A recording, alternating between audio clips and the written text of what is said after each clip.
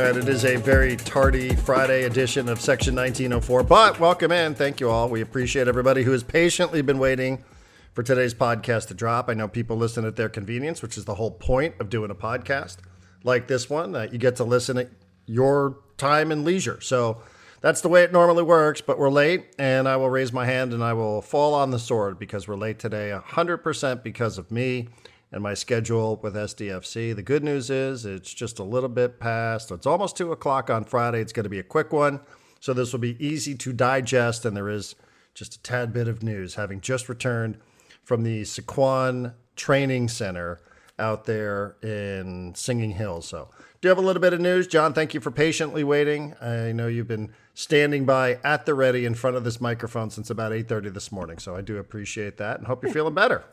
I am feeling a little bit better every day. I will tell you that I've not been sitting patiently in front of this microphone since 8 a.m.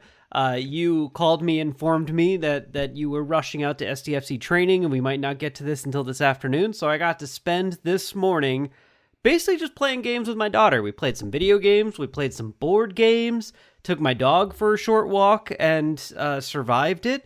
And at the end of it, after I served my daughter lunch, she drew me a picture. I don't have it here. And then wrote a thing that said, "You are a good dad," and then handed it to me. And she's like, "Here." And I was like, "Oh, it's like my like end of the year review or my mid-year review from my daughter. You are a good dad." And I was like, sweet. Love to get one of those. Only got it because you were too busy to be podcasting with me this morning, Darren. So, don't look a gift horse in the mouth. It's all part of the plan, John. It's all part of the plan. I'm here just to help you be a better parent. So I'm glad I was able to get that done today. It's been a little bit of a whirlwind. I don't mind telling you. So Friday's getting up, doing a little bit of Ben and Woods. They had some technical stuff going on there, which was funny. No Paul Reindl. So trying to connect with them was a little bit of a challenge for those that were listening. But then moving on, with the short week, with the 3 games in 8 days and a home game against Austin, the scheduling was just sort of all up in the air. And I got a call that things are going to be moving a little quicker than they normally are. So you're going to want to be out here a little bit earlier than you normally are. And Adrian Garcia Marquez is not on the call this week. So I have to do a lot of the pregame stuff and the actual broadcast and the engineering. There's a lot. Yeah. And, to be able to get through a 35-minute pregame show, you need a little bit of content, and the content has to be new. Normally we can do a little bit of midweek and then repurpose it for the pregame show. But since they played in the middle of the week, there's more stuff to talk about. And there was an announcement with CJ dos Santos and his extension. That's right. CJ's going to be on this podcast, so you can listen to CJ's interview coming up here in a little bit. But I got a chance to talk with Tyler Heaps. And then there was more news because I did not realize when I was out there recording that Oni Valakari also got called up to his national team. So Oni Valakari joins Luca De La Torre and Patty McNair and Anders Dreyer and Chucky Lozano and Luca Bombino, who's been called up to the youth national team for the U.S. under-20s, I think it is. And Darren Faree, he's also been called up to the under-20s, I think. I have that right. I don't know who that is. Has he played yet? Darren Faree, no. He is the first ever signing. San Diego kid, used to play for San Diego Loyal. He's with Nordsjælland, the sister club in Denmark. So he got called up to the youth national team for the U.S. So there's one that I'm missing here. Because it's 8 total. I think the U.S. inquired about Oscar Verhoeven, but they couldn't make that happen. For the under-22 team? Yeah. So Valakari got called up to Finland? To Finland. Look at him. Yeah. So the good news is there's a bye coming up for SDFC. SDFC has a bye, and I did not know this. Tyler helped me. He explained this. That you get to pick an international window, or you can request an international window to get a league bye. No shit. And SDFC will have a league bye this window. They will not have a bye during the Gold Cup, so who knows? Anibal Godoy, Chucky, maybe Luca De La Torre, not quite sure. But all these players, I think, are going to be playing on Saturday, and then they depart for their national teams as soon as Sunday. So we won't have a league match until the 14th, and that one's at Minnesota, so it's going to be a little tricky getting some of these guys back into the country and getting them back with the club. So, they've got a little bit of work to do. But the good news is there's no league game after Saturday. There's no league game until the 14th, which is going to be at Minnesota. There's the friendly against Club America, so you'll just have to figure that out. Also, the other bit of news is that Marcus Ingvartson will start on the bench. So he is eligible. He is back. He will be on the bench. It felt like that was coming. And we're also in a part of the season, John, that I must admit, I'm kind of kicking myself for not knowing this during the broadcast on Wednesday night. Jeppe picked up a yellow card. And yellow card accumulation, if you have 5 of them, you then have to sit out the next match. So I think Jeppe has to sit out Saturday against Austin.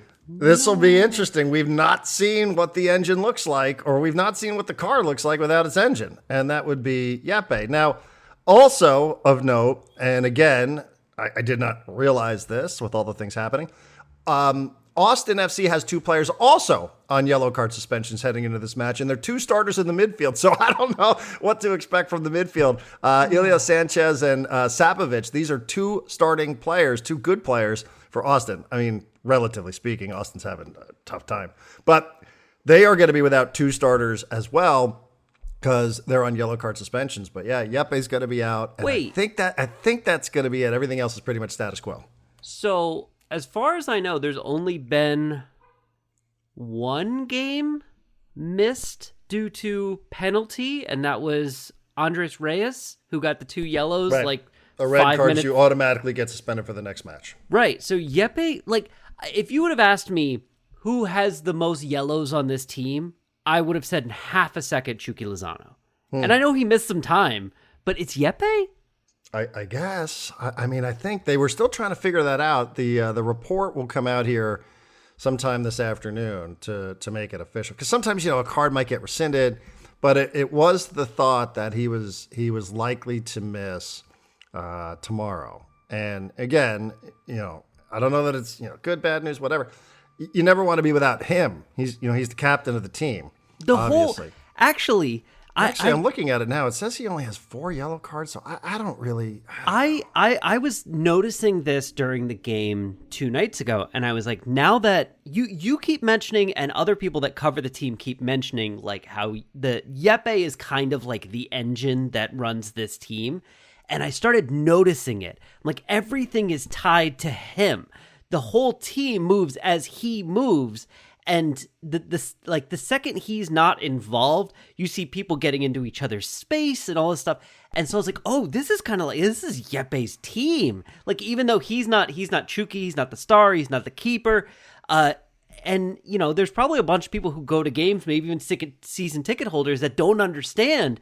But you can be like, oh, he's got more touches than anyone on the team. But you can see if you just watch him for 5 minutes, and you're like, oh, he's the thing that makes the whole team go. Mm-hmm. So, yeah, him being out would be not... Well, I want to say it would be not great. Obviously, it would be bad to not have him. But, sometimes it's good to find out what your backup plan is in situations like that, too. Yeah, you're right. And it's interesting. I don't know who plays the 6. Is it Anibal Godoy? I'm not so sure. So, again, I hate that I just brought that up because now I'm looking at it. At least according to Football Reference, he only has 4. So, I don't know. I guess official word will be out a little later on this afternoon, but that was the conversation. And officially, there will be 2 starting midfielders out for Austin, and Austin's really not having a great... I was listening to an Austin FC podcast on my way home from the training ground. I actually sent John a clip because they're just beside themselves as to what it is that they're watching. They spent a fortune on 3 designated players. Brandon Vasquez is the only one that even resembles somebody who's, worthy of going to the All-Star game, which is going to be at Q2 Stadium in Austin. Yeah. And he's really kind of the only guy that resembles that. But they seem like, the North End podcast, which covers Austin Football Club. They're a bit beside themselves as to what it is that they're watching week in, week out. This club has scored 11 times. It's historically bad how few goals they have scored thus far for Austin. So stay tuned. Again, good news, Ingvartson is back. The bad news is they're trying to figure out what the league has to say about Jeppe. So I guess we'll all figure it out together. Maybe I need to refresh my page just to check this one more time. Nope, it says 4. I don't know. I don't know. MLS, Yeah, learning. I just looked at that same thing you did, which it says that he's got 4. It says Chucky has 4, so I wasn't wrong in thinking that Chucky would be up there. And then also like Negri has 4, despite like he hasn't played in like a month. Right. But I guess that's pretty impressive, right? Yeah. I mean, at least, Yeppe's been out there essentially every minute, and he's so involved in every single play and leads the team and league in like 3 or 4 different categories. So the other thing, John, that people might be interested in, there was a release today. I'll just read it. Following a review of the incidents that occurred after last Saturday's match at Snapdragon Stadium, San Diego FC has identified 33 individuals who will be banned indefinitely from attending all club and MLS events, including home and away matches. We are collaborating with Snapdragon Stadium officials, Major League Soccer, the LA Galaxy, and law enforcement to confirm identities and enforce the bans. Our collective review of the incident is ongoing. Further actions might be taken. It leaves it a little open-ended, but for anybody wondering, would this just be swept under the rug? I don't know, is that 33 individuals who are going to be banned? Is that just San Diego Football Club fans or supporters, or is that Angel City Brigade or LA Galaxy fans? It's sort of, I think, it seems like there's a little bit of follow-up for some of this. And I realize I was just out there, but this was not my priority. Maybe by tomorrow. There's other stuff there about the behavior. It's unacceptable. Yep. Mikey was asked about it again. He gives great answers. I mean, he really does. He just gives great answers. No place for violence in the sport. He did it in Spanish. He did it in English. Again, because the media was out there. It was an open media session. But for those that were wondering, would anything come of this? 33, again, I don't know that that's exclusive to people in San Diego or if that's also people that were there with the LA Galaxy, part of the 600 supporters, away supporters. So I'm not quite clear on that, but, there have been some repercussions. And, if you were to ask me how many people would get punished, I would have said, hey, it was a couple dozen people, 33, 3 dozen people. Sounds about right. I think that adds up for me. Yeah. You? Yeah, I read this. You sent it to me, but I read it first because I saw it come across the social media timeline. And I was fist pumping. I was like, this is exactly the right move in my amateur bullshit opinion. Like, this is exactly the right move, which is, I took that to mean 33 is like, we're not looking at, were you there supporting SDFC? Were you there supporting LA Galaxy? We're just looking, who are you? And we've identified 33 people. They were troublemakers. And not only are they banned from Snapdragon Stadium going forward, not only are they banned from SDFC games going forward, home and away, but they'll be banned from all MLS events indefinitely. I took that to be 100% the right move because in that there's going to be people from the LA Galaxy supporters who are now going to be banned. I'm assuming. I think. I really don't know the answer to that. From LA Galaxy games and other MLS games. I mean, these are people that traveled from LA to San Diego, so that's an important thing for them. And then there's going to be people in the SDFC supporters group who are going to be banned indefinitely, and that's going to send a message to everyone else of like, hey, if shit is going off, just don't interact with it, because if you do, you might never be allowed in here again. And like that's I think that's a thing that resonates. I think that accomplishes the right goal. And they didn't even say lifetime ban. They said indefinite ban, which I like even more because it's like, hey, if someone shows up and they're like, I know I was wrong, how can I like prove to you that I made a mistake and I'll never make it again, and maybe there's a whole thing. But no, I thought this was the right move. Just saying like, hey, this is not a place for that, blah, blah, blah, is not enough. But actually doling out some sort of penalty that means something to these people, I think will help to potentially avoid this situation again. Yeah, and as far as the enforcement of it, I don't know enough about Snapdragon Stadium. It also said something in there about working with Snapdragon Stadium security to just be better. There is some line in there about that. I don't have it open in front of me anymore, but people can go and find this. It's not exclusive to John and myself. But in terms of enforcement, and I don't know enough about Snapdragon and some of the other MLS facilities, but I know in a lot of places, and this is probably a conversation about civil rights, but maybe not civil rights, but about what would be the term, John? Facial recognition, things like that. Not civil rights. I mean, I guess maybe under the big enough umbrella of civil rights. Facial recognition is a civil rights issue. Yeah, and a lot of this is happening, right? I mean, we all sort of know what's happening, and it's all out there. But in a lot of the the soccer stadia in Europe, they do have this sort of stuff. So when a fan gets banned from one place, everybody's like, well, he's just going to go in a different entrance. And like, no, like they have the technology now to say, you are not coming in here. It's like getting banned in Vegas. Like every casino gets your picture. You can't walk into any of them. Yeah. I mean, as terrifying as some of the technology is, there are some times where, they will use it for enforcement issues like this. So again, I wouldn't swear to you that Snapdragon is one of these facilities, or that if you want to go watch SDFC, or if you're a Galaxy fan that wants to go watch someplace else, that that it's impossible to break into one of these places. But I do think that technology exists. So I'm with you, and I've thought a lot about how I want to talk about this, because again, I don't want to lecture everybody when there was a time in my life where I probably would have gone up there too. I probably would have, based on the level of provocation, I think. But that being said, I went out, I met with a friend yesterday, and a friend of mine, he's been on this podcast. I went and saw my buddy Juan yesterday, who was one of our travel partners when we were in Spain. And he had some tickets given to him through work to go to an SDFC match. Mm-hmm. And he invited a friend, and his friend said, I don't know, is it safe? And that's the thing that you can't have. We can sit here and we can say, well, it was them and it was us and it really wasn't a big deal. Nobody got hurt and blah, blah, blah, blah, blah. But that's the kind of thing that you can't have when you're 16 matches into this, almost the midway point of your first ever season, that you have somebody now who's being given like a grown adult, not like, oh, can I bring my kids? But a grown adult is being offered tickets. And the guy's like, well, I don't know. Is it safe? Because I saw these things on social media, and I can tell you from experience, having been there, everybody left, everybody was happy. This affected and impacted very, very few people. Mm-hmm. But those images were so strong that have people who are asking, and I assume this isn't the only person that's asking this question. Oh, I've gotten it too. And that is why you need to just take care of this as quickly as possible. And if people go, well, hey, man, you support, you want us and our passion and all that sort. We do. But there is a line here, and the line was crossed, and now people have to pay the price as a result of it. Well, and this is, I wrote about this, I think that night or the next morning on Section 1904, and you even texted me, and you're like, did you write that they're getting like a bad reputation? And I was like, they are, because what I saw was when I Googled looking for stories about that game, I Googled San Diego FC, LA Galaxy.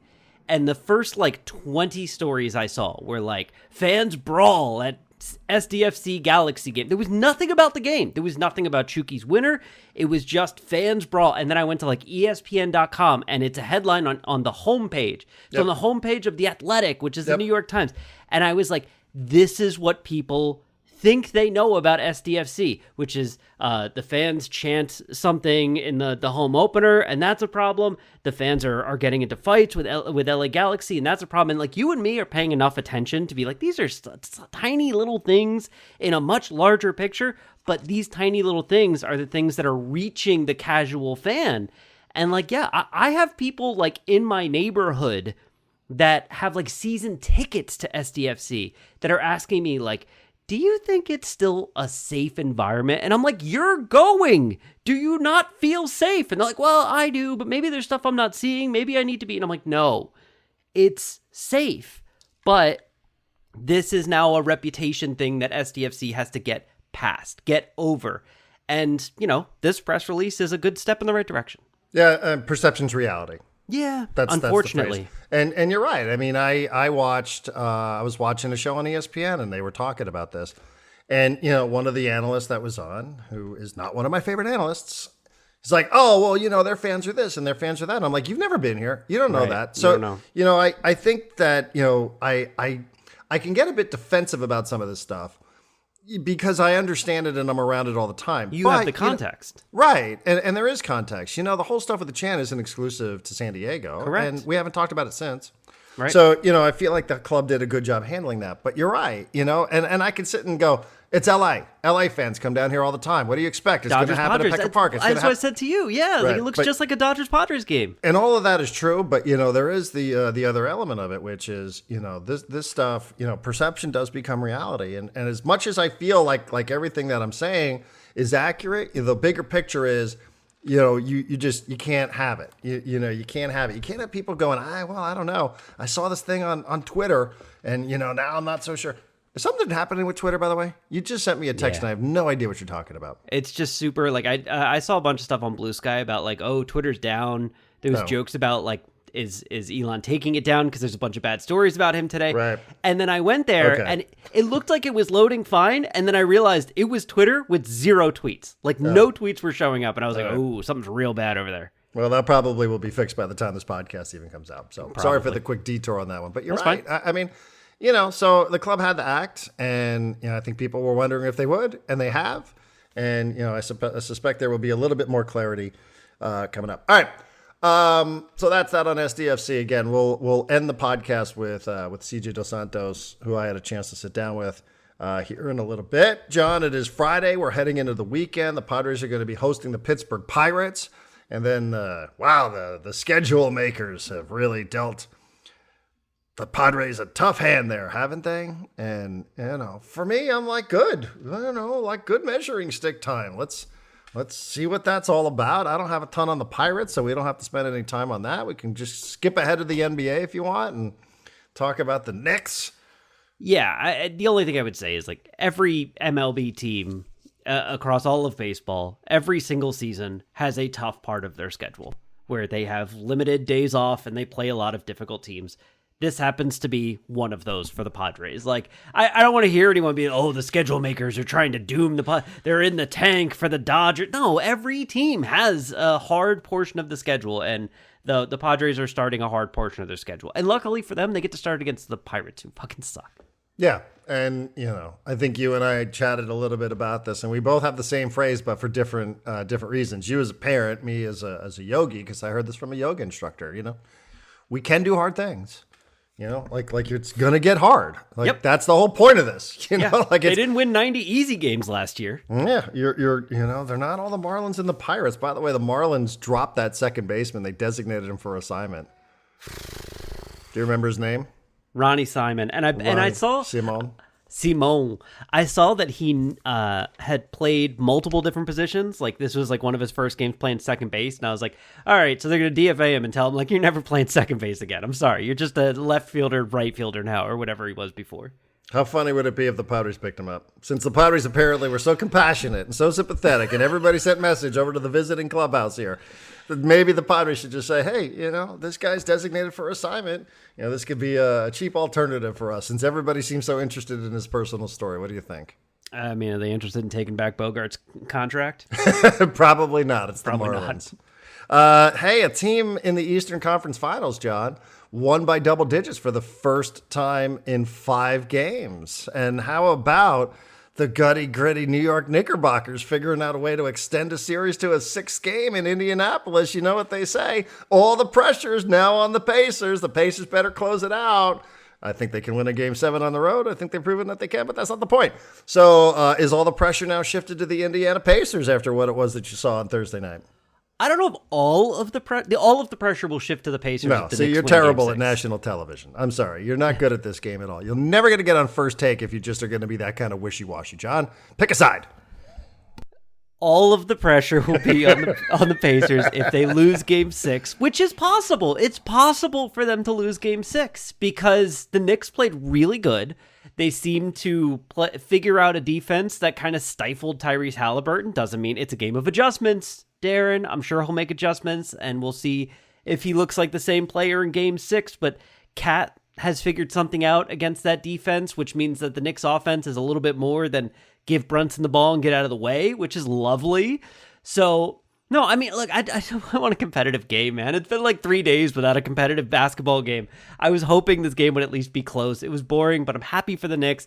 I'm dying to see this series go to Game 7 so that we don't have to go like a week without basketball. And also because like MSG for Eastern Conference Finals, Game 7. Man. That place will be a cauldron. It's already, the whole city's a cauldron right now, Darren. They're screaming Knicks in 7 so loud you can probably hear them in Indianapolis. And I love that, and I want to reward them with, if nothing else, a game. Like, I'm not saying a win, I'm not saying a trip to the finals, I just want to get to the game. If you give me a competitive Game 7 in MSG to end the Eastern Conference Finals, I'll be happy for the rest of the year. I wouldn't even care. Well, No, I won't even care that the Mavericks traded Luka Doncic because I'll have some sort of basketball joy to focus on. Oh, John, it's the hope that kills you. I swear. Yesterday on the pod, I was like, yeah, it's okay. We can lose to the better team. I'm okay with that. I met a buddy of mine who's a Knicks fan, and we were like, yeah, this is good. We haven't played games like this in 25 years. Like, I'm okay if it ends tonight. Now I'm like, fuck that shit. Game 7, baby. Take those bitches down. Like, I don't even know who some of these Knicks players are that they're trotting out there in an elimination game. Landry Shamet. I mean, Ariel Hook-Porty. I don't know. I honestly have no idea who this person is. My wife last night, she's watching the game, big time, long time New York Knicks fan. And a guy comes in off the bench and she goes, who the hell is this guy? I've never seen this guy before. It was Precious Achiuwa. And she looks at me, she's like, is his name really Precious? Like, yeah, his name's really Precious. And she's like, why doesn't he ever play? I'm like, he does. He plays like 2.5 minutes a game. Like, these are his 2.5 minutes. Welcome to the Precious Achiuwa experience. Yeah, we know Precious. We know McBride. Hart's a starter. He came off the bench as well. Again, Shamet kind of in and out there. But these other two guys, I mean, 19,763 people probably are just like Rebecca, who are like, what? Who are these people now? With the season on the line, and this is what Thibodeau's going to. Okay, interesting. Well, but it worked. First of all, look, Tom Thibodeau finally deciding that he can't beat a team of like 8 or 9 players with his 5.5. Right. Good for him. Good for him to figure it out. He coached a hell of a game and he played 9 players. He did. Which that might be the That's first. another reason for optimism. I'm looking at the starters. I'm like, hey, they only played like 32, 33 minutes. Totally. Each. It might be the first time Tibbs has ever played 9 players in a game. But I almost texted you like in like the first or second quarter with a text that just said, I even had it typed out that said, your reverse jinx worked. And I was like, no, because if I send this to Darren and it turns around and it loses this game, now it's my fault. So I was like, I'm going to wait till the end of the game. So I'm glad that you just go like, whatever, it's over. Let's preview Thunder Pacers in the NBA Finals. I'm glad that is working out for you so far. Yeah, and start bitching about all the national media types who don't know how to talk about basketball. A couple quick subplots for this. Number 1, John Mellencamp. Did you see John Mellencamp's post on social media? I heard about it. The Knicks-Pacers game may have been very entertaining for everybody who likes basketball or sports. I attended Game 4 in Indianapolis. Hoosier hospitality. I was embarrassed when somebody, under whose direction I don't know, called out some of the people who had made the trip from New York to support their team and in turn support our team. The audience booed these people. I'd say that was not Hoosier hospitality. One could only say it's a poor sportsmanship moment. I was not proud to be a Hoosier, and I've lived here my entire life. On behalf of most Hoosiers, I would like to apologize for our poor behavior. I'm sure that the Pacers had nothing to do with this smackdown. That from John Mellencamp, who is talking about Pat McAfee, because we mentioned yesterday, doesn't this contradict the whole Midwest hospitality? Thank you, John Mellencamp, for agreeing with Section 1904. I don't know if we're going to appeal to a younger audience by reading out John Mellencamp quotes and being like, exactly, thank you. Right, I know. Actually, I thought McAfee was kind of funny because Knick fans were ridiculing him on social media all night, and they got Grok involved. And if you are bored today, and it truly was entertaining, if you want to go see what it is that is on Pat McAfee's timeline, every Knicks fan apparently on planet Earth, maybe except for me and Rebecca, have gone to Grok and said, hey, Grok, I want a picture of Pat McAfee with pigtails in a clown suit. And Grok has made this image, again, horrifying. But they're all right there. And Pat McAfee even kind of invited a little bit of it in, so he understood what was going on. And I actually thought it was funny. I don't know if you spent a second of your life looking at this stuff, but I did. And I got a good chuckle out of it. I looked enough to see a point at which Pat McAfee jumped in and asked Grok to basically stop. And he was like, can you stop putting me in a clown costume every time someone asked? And then the next time someone asked, Grok's response was basically no.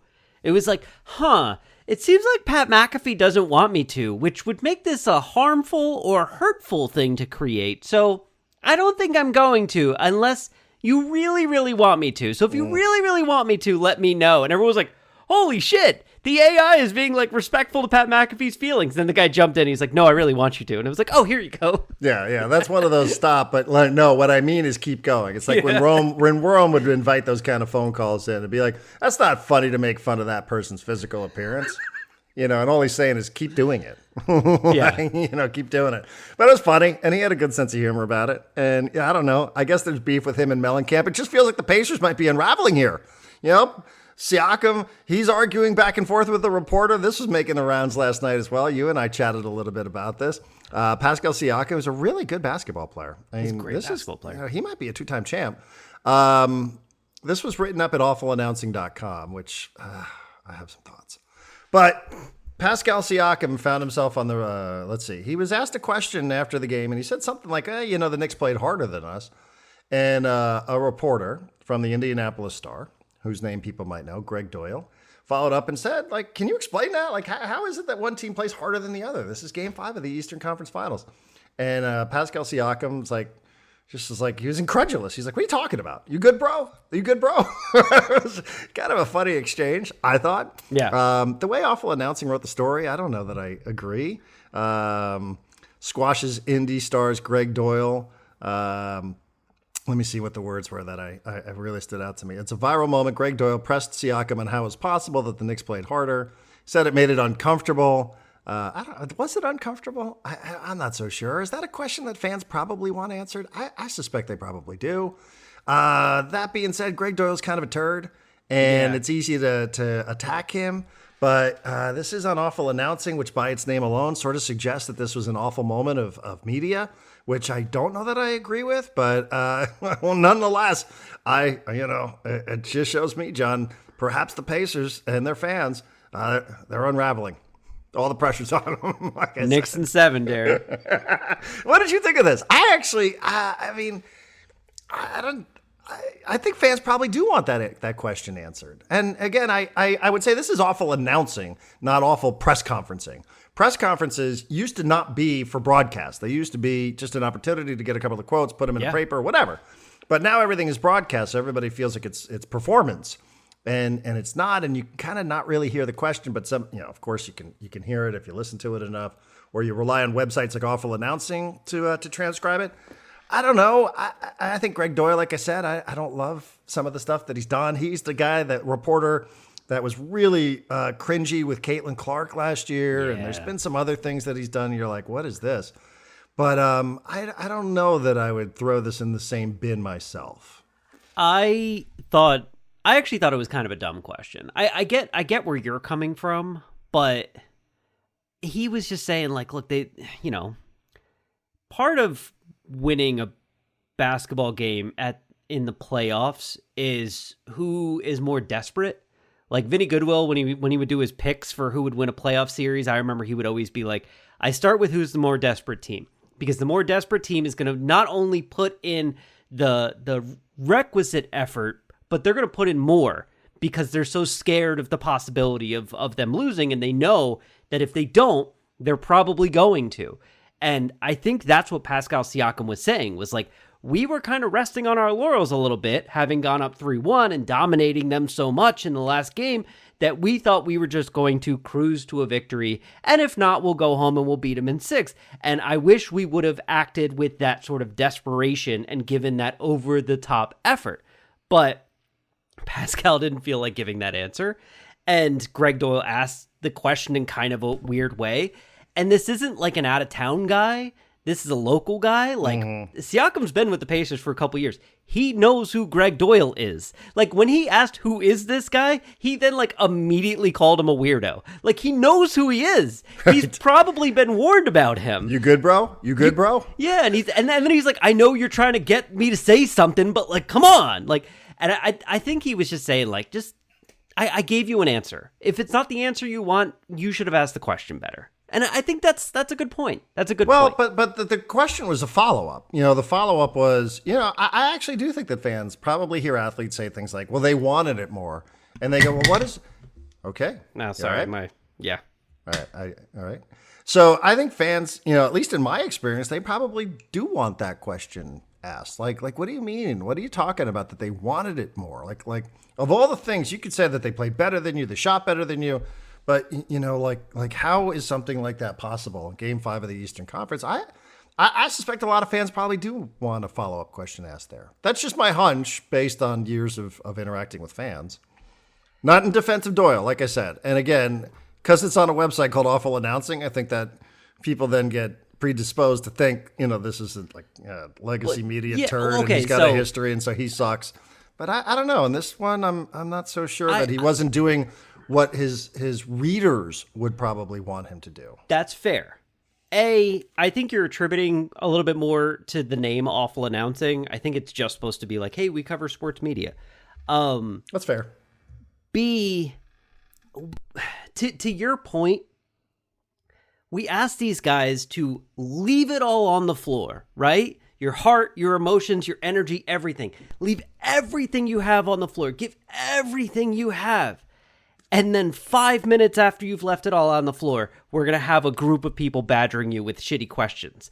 And it's like, and if they don't like your answers, they're going to follow up and ask you to answer it in a different way. I could see how someone would get frustrated in that situation and be like, I already fucking answered your question. What more do you want from me? Like, I would do that. Did he answer the question? Because I think like Siakam, when he was analyzing the game, said that they played harder than we did. And then the follow-up, was, how is that possible? Siakam says, what do you mean? He says, how is it possible not to play hard enough in Game 5? And Siakam immediately is like, well, what are you talking about? They played harder than us. It's okay. We played hard. They played harder. What's your point? I don't get it. It's desperation. And he's just saying, no. Like, what my point is, I'm trying to get you to say in words, my point is you're saying you guys got out fought. Now he's twisting the words around a little bit. Yeah. But Siakam goes, hey, that happened in a game. That's basketball. And he goes, and it happens in Game 5 of the NBA playoffs. And that's where Siakam's like, you good, bro? Which is that's going to be a great meme on shows for a long, long time. You good, bro? You good? But, I don't know. I don't want to necessarily take the side of the legacy media scribe with the checkered history, but I feel like asking a follow-up there, it wasn't intended, there's been a lot of on-air back and forth banter, Jim Rome, right? Jim Rome and Chris Everett back in the day. Yeah. Clearly a moment of antagonism on a live television show. I'm not so sure about this. Jim Everett. But he kept calling him Chris. Yeah. You called him Chris, which I thought it was funny. You called me Chris one more time. Well, that was the line. You call me Chris one more time. Okay, Chris. And he's like, okay, Chris. And then the table flipped over and all that sort of stuff. Yeah. And a star was born, honestly. I know. A star was born. And he's talked about it a million times. But who's going to win the series now, John? I'm flip-flopping a little bit here, which is like to my own detriment, but still.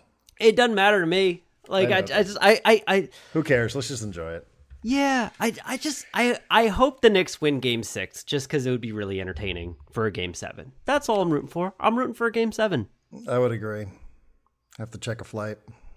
Imagine what the walk-in is going to be for Game 7. Oh, man. All right, as mentioned, shorter one here today so we can get to CJ dos Santos so people can enjoy that. Champions League final on Saturday, PSG and Inter Milan. It's a tough one. I'm back and forth. If you were to say make a case for either one of these, I could make a valid case, I think, that either one of them. But I think PSG's got the better players. I think they got the better coach. I hate that PSG might be in a position where it gets validated, at least in terms of being a Champions League Cup-winning club. But I suspect that might be it. But watch out. Inter Milan has done some things here that have been really, really impressive, as I can attest to having seen them in person for the first time. Thank you, everybody, for your patience today. We did want to at least get something available to you. Hopefully it was good. We thank everybody for helping support this venture that John and I are on. And we do need your support. So if this is your first time listening or if you're in the trial window, we really, really do need your support if we're going to continue down this pathway to make it bigger, to make it better. So we thank everybody who's already done that. And we thank everybody who will do that again in the future. Any final thoughts, John? Or do we just say, hey, CJ dos Santos, congratulations on the extension? I just want to shout out some names of people who signed up to be paid subscribers in the last few days. Devin, Justice Parman, John, Miguel, Graham, Max, Esteban, Alan, Joshua. You are all appreciated. You are all appreciated. Have a great weekend, everybody. We'll talk to you on the broadcast, 7 o'clock pregame. Myself, Warren Barton, San Diego Sports 760, iHeartRadio app, and we'll be back Section 1904 on Monday. And hey, CJ dos Santos, dos perros. Congratulations on the extension. Thank you very much. Tell us a little bit about it from the player side. We talked to Tyler. Tell us a little bit about, from the player side, this opportunity to extend your contract with SDFC. Throughout the season, you're kind of just thinking about match days, training, recovery, and all those things. You're not really thinking too much into the distant future. And when they came to me and said that they wanted to renew and extend the contract, it was a very, very happy surprise, very warm welcome surprise.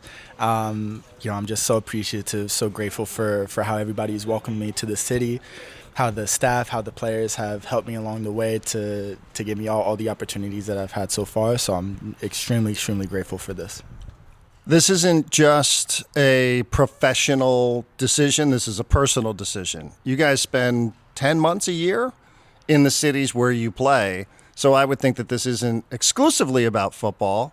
It's taken you 4 or 5 months here to realize San Diego, I can see myself here for the next couple of years. Of course, you like to think of it purely from a football standpoint, how's the culture, how's the locker room, how's the coaching staff, and all those things. But a lot of it does have to do with, everybody has families to think about, loved ones to think about, wives, kids, and different circumstances to think about. Once you're here, you get here in January, you can wear a T-shirt in January, February. I mean, it's pretty nice, No, I'm loving it so far. Me and my wife are loving San Diego so far, all the fans and all the environments that we've experienced so far. It's been a blessing to be here. And the saying is, happy wife, happy life. I would imagine we've seen you guys always arrive at Snapdragon Stadium together. I don't think this is a unilateral decision from you, but I don't know. Tell us what the conversation was like when you recognized or when the opportunity presented itself. She's always been so supportive of me, and she knows this business very, very well. She knows the personal side, the professional side that we've both experienced together. And she was kind of just like, let's just go for it. Do your absolute best. Like, I believe in you. I support you 100%. And just having that rock by my side, having that support just makes it even easier to perform on a weekly basis. We're about halfway through 2025.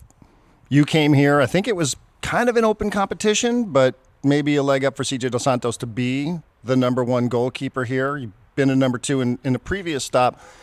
How has this really just worked so well for you? It just seems like you've come in here and you've made yourself part of the fabric of the club, part of the fabric of the city. Why is this working so well for you? I was young, regardless if I was a number 5 or a number 1. I always came into every match day, every training session, believing I was going to play, believing that I was going to be the starter. And I'm very competitive, and I came into this situation, as well as previous clubs and future clubs that I will be a part of.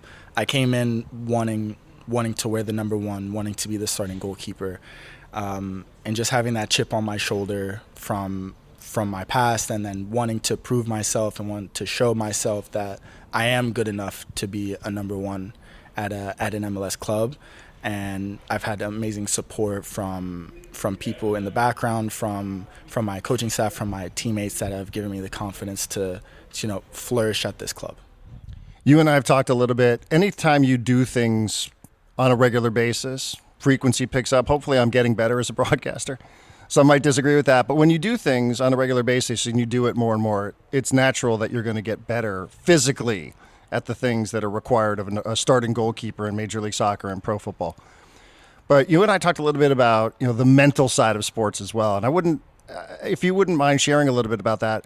You're getting better physically all the time, right? You're getting better, more reps, all that sort of stuff. But how about handling what it takes between the ears to be a starting goalkeeper and a professional athlete? Not just in athleticism, but specifically as a goalkeeper, I would say a majority of it is mental, and just that whole mental preparation. And success favors the prepared.